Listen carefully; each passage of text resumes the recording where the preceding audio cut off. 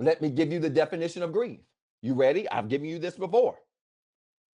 The definition of grief is a simple one. When we are grieving, we are processing loss.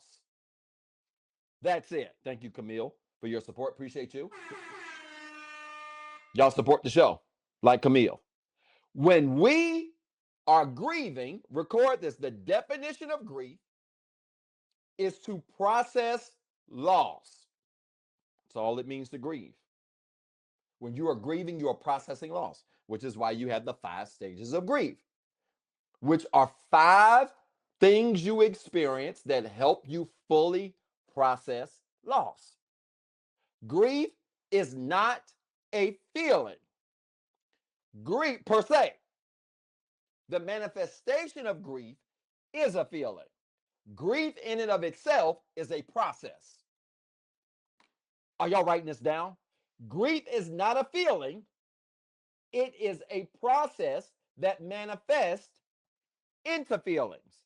Anger, rage, sadness, blah, blah, blah, blah, blah, blah, blah, blah, delusion, whatever. Grief is to process loss. It ain't a feeling. But what happens?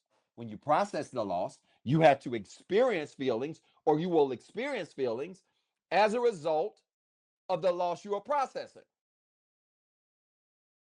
So if we are consistently and deeply sad at the same time every year, and that makes us addicted to processing loss, then that means if you have grief every holiday season, listen to me, you are losing and re-losing the same thing every year. Oh my God. Let me just destroy your mind mentally real quick. I want to say this again. If you are grieving every single year the same thing, and we say that grief means to process loss, then every single year you grieve the same thing at the same time, you are losing and re-losing it every single year. This is flying over so many of y'all's heads. Hey, do me a favor. Put in the chat comment area real quick, levels. There's levels to this. Let's go to first class for a little while. Let me pull y'all out of coach and put you in first class real quick. You had the breakup 5 years ago. At the end of the first year of the breakup, Christmas time came, and you was grieving because y'all wanted onesies and you didn't have nobody to be in onesies with. But then by about January, mid-January, you were fine. February, might have hit a little bump in the road, Valentine's Day. By March, you was fine. April, fine. May, fine. June, fine. July, fine. August, fine. September, fine. October, fine. November. Here comes Thanksgiving. And magically, you decide that it is time to commemorate the loss of that breakup now from 2 years ago. So what do? You process the loss again. Anger, denial, bargaining, depression, eventually acceptance. And what do? You repeat the cycle again in February. And then on their birthday. And then on Thanksgiving. And then on Christmas the 3rd year. And you're doing it again. Guess what? Every year you choose to grieve it, you are losing and re-losing it every year. And some of you have never looked at holiday grief this way, but I have helped people who were on depression meds get off of their medication by explaining this one simple thing. When you decide to grieve a thing year after year, you decide to relive the loss of it year after year.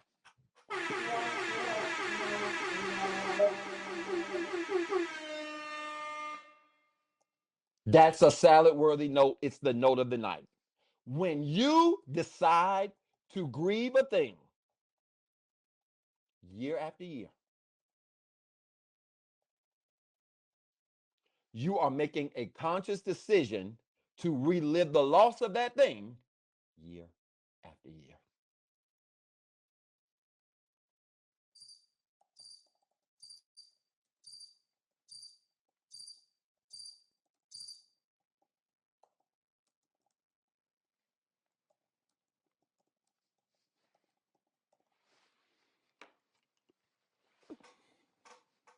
Y'all ready for this?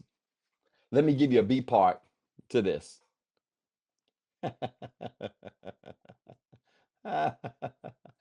Oh boy. You know what also makes this really crazy? Y'all, look, this is my stylist. Follow me. Let me prove to you something that's very true about grief and deciding to lose something every year.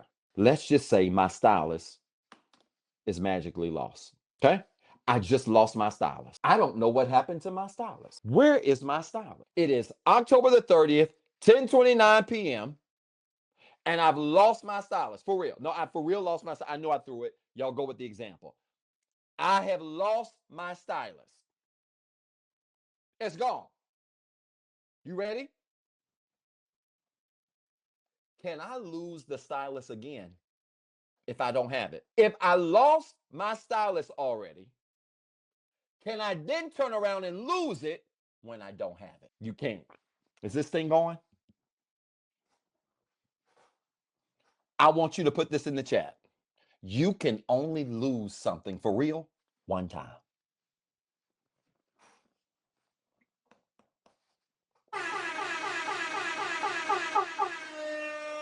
Maybe I'm not doing a good job of explaining this tonight.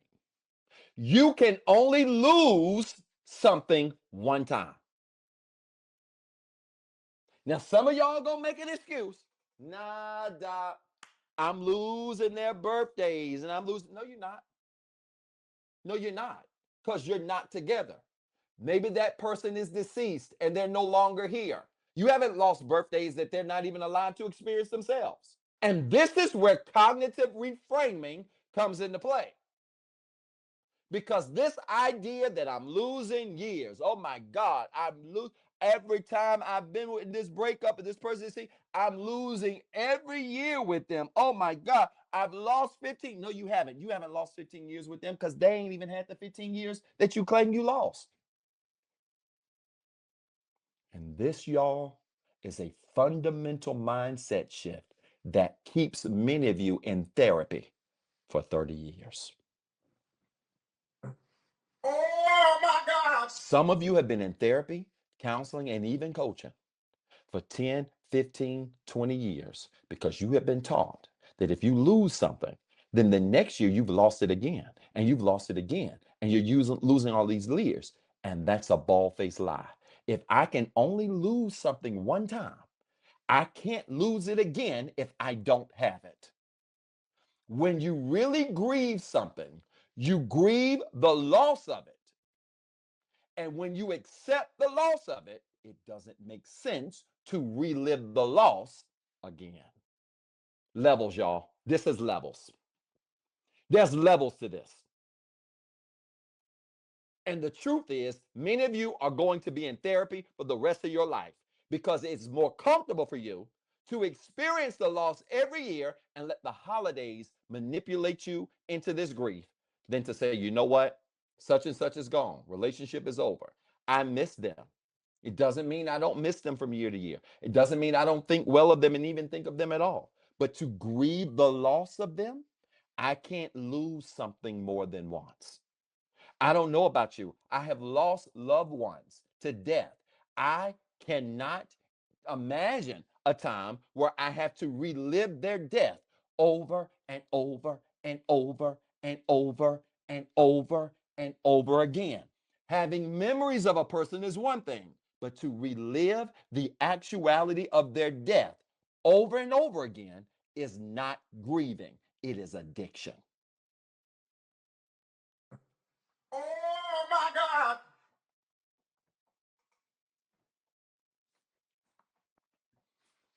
And this is what I couldn't wait to get to. If you can only lose something one time, and we've established grief as to process loss, if you can only lose something one time, if it's really lost, you can't keep losing it if it's lost because you don't have it anymore. So if you can only lose things one time, then it is impossible for you to relive loss over and over and over again over something you don't have. That, my friends, is not grief. It's called addiction. You are addicted to the pain associated with grief.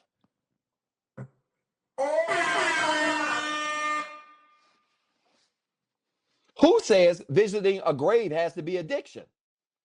Nobody said visiting a grave was addiction. Visiting a grave is not addiction. Y'all, listen to me. Don't miss this. There's levels to it. You're going to have to get out of 32C, put them Biscoff cookies down, and come up here with me with the hot towels. I did not say one time you could not miss your loved ones, did I? I did not say one time you could not think well of your loved ones, did I? And that's because many of you have ingrained in your head that reliving their loss every year is normal, and it's not. You can commemorate their loss by visiting a grave. You can commemorate their loss by looking at an obituary. You can commemorate their loss by looking at a picture. I have a picture of my grandmother. Y'all hear me talk about my grandmother all the time, and she's right here. But when I look at my grandma's picture, I don't re-grieve her because she's already been lost, and I can't lose her again.